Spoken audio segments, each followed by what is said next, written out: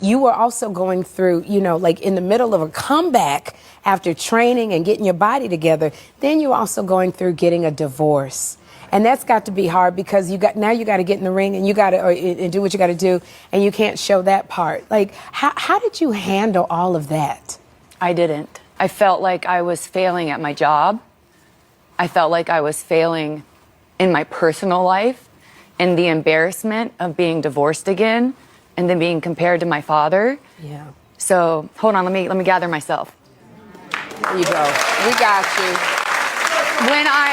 When I made the decision to file for divorce, the only thing that I kept thinking was like, I just didn't want anyone to know. Right. Like, oh my gosh, I have failed again.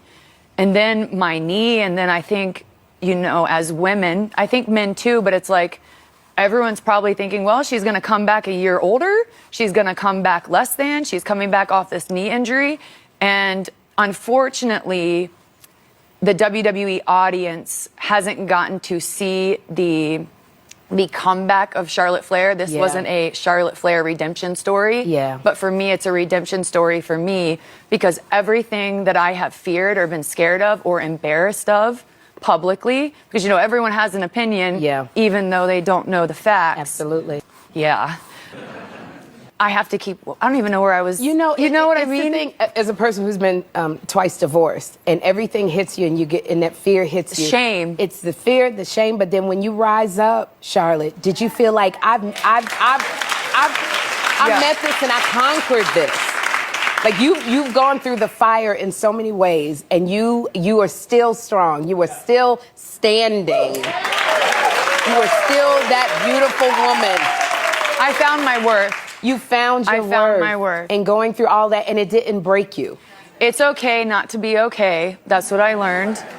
It's okay to take a moment, take a breather, to start over. Yeah. And I was able to keep the divorce a secret until I came back, won the Royal Rumble, and then I had I was on Monday Night Raw. Yeah. Like hearing from Charlotte Flair after her Rumble win, her epic return, and then boom, everything hits. Yeah. The media, and everything that I had been scared of hit that day, and I was like, the fight's over. I have nothing to fight. This is me. This is who I am. I'm standing in my worth, and people can have their opinions. And I think to the audience who watches wrestling, they don't know what Charlotte has been through to get to where she is, but I know. So what for Ashley, this is my biggest comeback.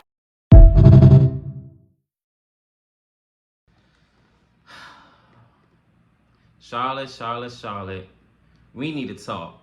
So go ahead, let's go.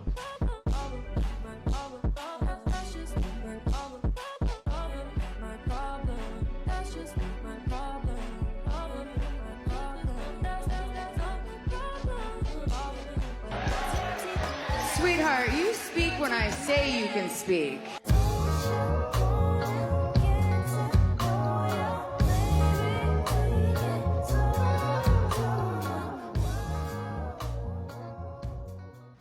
Hey, what's going on, YouTube land? It's me, TJ, and welcome to my YouTube channel, Wrestling Nostalgia, where I get my wrestling content videos here on this channel. And today, we're here to talk about Charlotte Flair. Now, as you guys all know that I am not the biggest fan of Charlotte Flair. I do feel like she is overpushed and she is overexposed, and that it is other women on the roster that you guys can promote and, kind of like switch around in interchangeable parts, if you will. But for whatever reason, they just kept pushing her down the algorithm. And I'm like, okay. So, oh, Lord. Again. Nothing new, nothing changed, same old shit. Same old fuck. We just gonna keep doing this, right? So I kind of got a little change of heart, right? So after I seen like the clip of the Sherri Shepherd show where they were doing a segment with her talking about her divorce from Andrade and everything like that, and I'm not gonna lie, I kind of feel bad for her because she was talking about how she felt like she wasn't doing her job right, and that, she came back, and the better part of the last half of last year, it was a secret they did get a divorce. So for upwards to like 8 months or so, nobody really knew, or 6 months, or however that timeline aligned. And, they got a divorce. She wasn't really all that specific on the reason why they got a divorce, but hey, that's neither here nor there. And going through a public breakup, or nonetheless a divorce in and of itself, is always going to be, trying, and is very embarrassing. And having to come back and having to deal with that, and then having to do your job, and everybody already not liking you. I'm gonna pause right there. Part of that is WWE's fault, because they did Charlotte Flair, they did that woman no favors with that vignette, the vignettes that they had, or, oh yeah, because I'm better than you, I am greedy, and da-da-da-da. It's like, are y'all tone deaf? And then y'all try to make her a face, or like, that's where I feel like they were billing for. So my whole thing is, if y'all were trying to make her face, then why did you make her pander to the fans at least a little bit? Not like very noticeable. This is the video they should have came out with. So this is what should have happened. Show the video clips of her trying to like get back in the ring, and her showing her progress and all that other stuff leading up into the Royal Rumble. She should have been like, hey, this would have shown that she is aware and that she's in the know, that, hey, you guys, I know that I haven't really been you guys' fave, and I understand it, but I'm here to just do my job, and I just want to tell you guys, for the ones that do care about me, I love you, and hopefully the guys that don't, hopefully I could, change your mind or something to that magnitude. And this is very hard for me, being as though that, I am going through a divorce, and I don't really want to get too much into the details, but I'm just here to say that I want to just come back better than ever, and I want to live up to my standards. I want to live up to you guys' standards.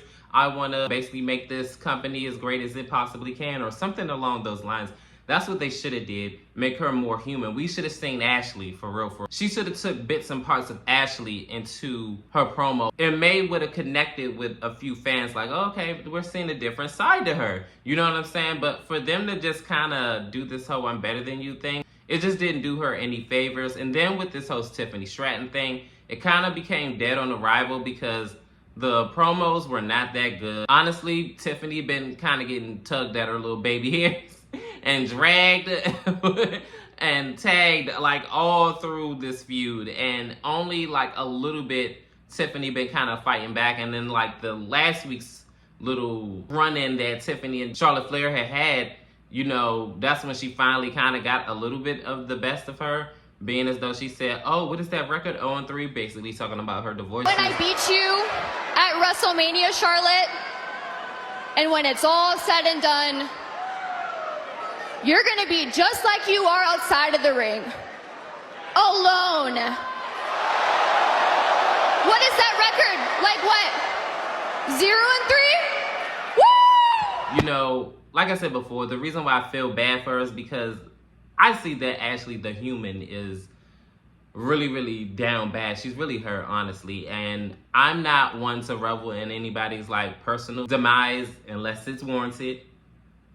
Vince McMahon. But anyways, that's nor here nor there. But I do feel honestly bad for her. And, I'm a human being. Like, I sympathize with her, and I do feel like, with her having to go through all of this and then still have to, go out and work and do her job, I think we all can sympathize with working through her, and being as though that she gets paid a whole lot of money to, maybe it'll motivate her to put on and orchestrate a great match. But we have to wait and see how everything plays out. But honestly, I do want her to, put her best foot forward and put on a great match. And we all seen what she can generate when she actually just says, you know what, turn that back on and let me just go ahead and show y'all why I'm the greatest of all time. Like, remember when she had did that match with Rhea Ripley at Money in the Bank, and everybody was booing her like out of the building, and then she just put her middle finger up at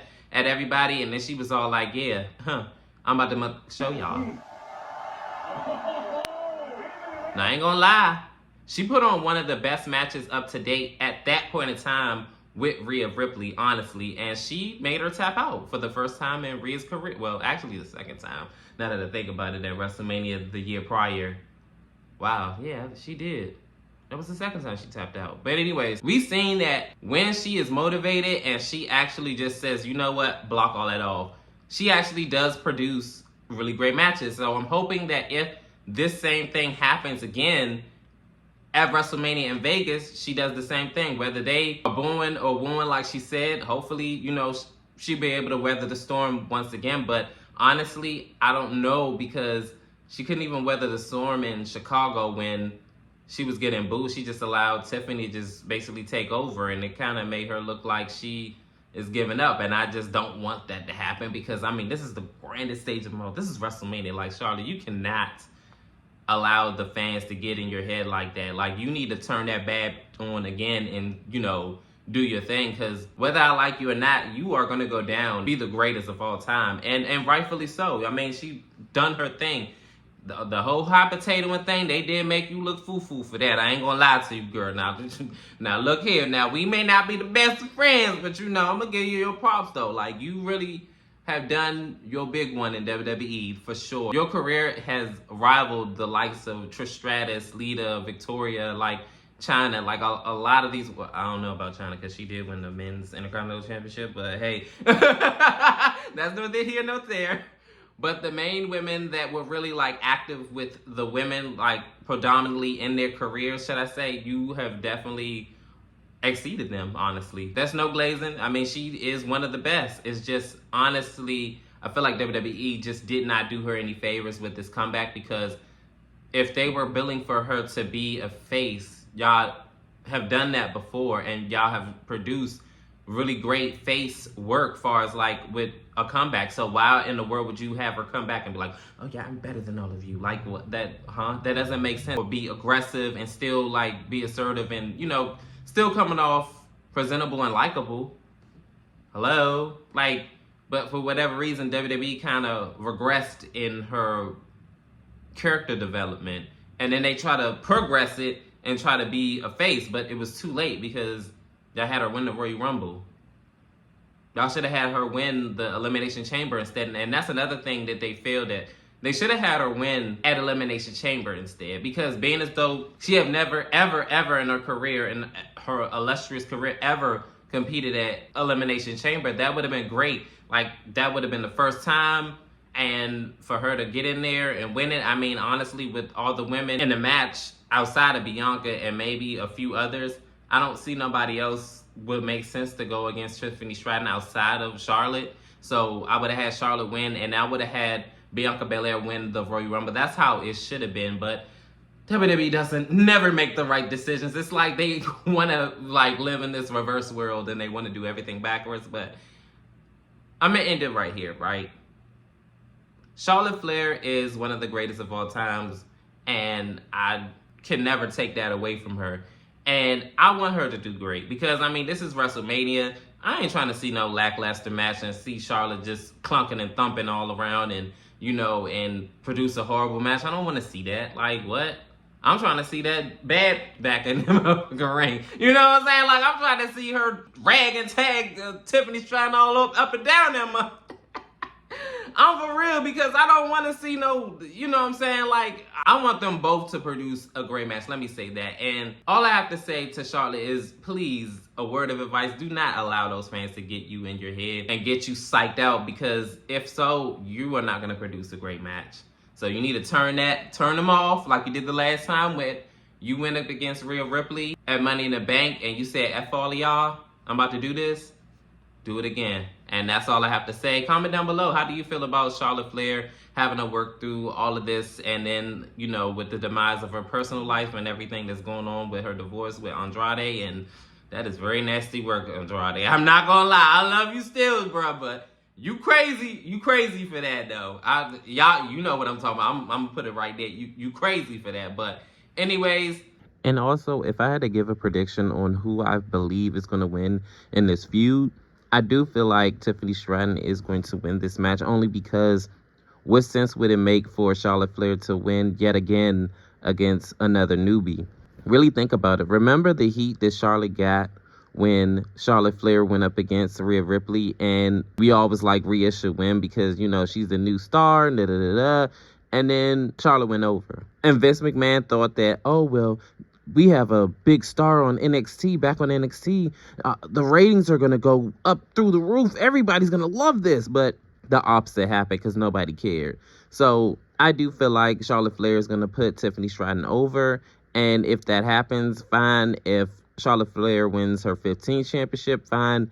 I'm pretty okay with both, honestly. At first, I was going to be like, oh, I'm going to crash out because what the hell? Charlotte Flair, she always gets the damn title. But right now, it is what it is. If she wins, she wins it. If she doesn't, she doesn't. But we have to wait and see until WrestleMania this Saturday. Or you like, man, F her. Like, I don't care about that match with her and Tiffany Stratton. Hope she lose. I ain't gonna lie, I still stand on her losing. Y'all better make sure that bitch do not win. If she wins, I'm not gonna be as disappointed. It is what it is. If she wins, she wins. She loses, she loses. And that's truly how I feel about the situation.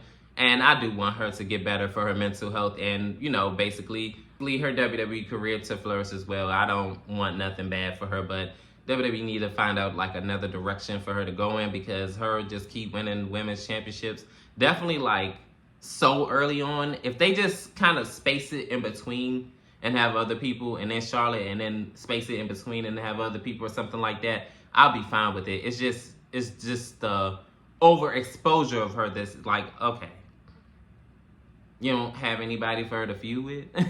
You don't have anybody else you could, you know, like, hello, like, you got a roster full of talent. Like, come on now, like, you do it for everybody else. You could do it for her too. She's not too good to do. You know what I'm saying? Like, that's all I'm saying. But that's all I got for you guys. Comment down below, like, share, and subscribe. Help me grow the channel. Your love and support is definitely greatly appreciated. Peace. TJ, I'm out.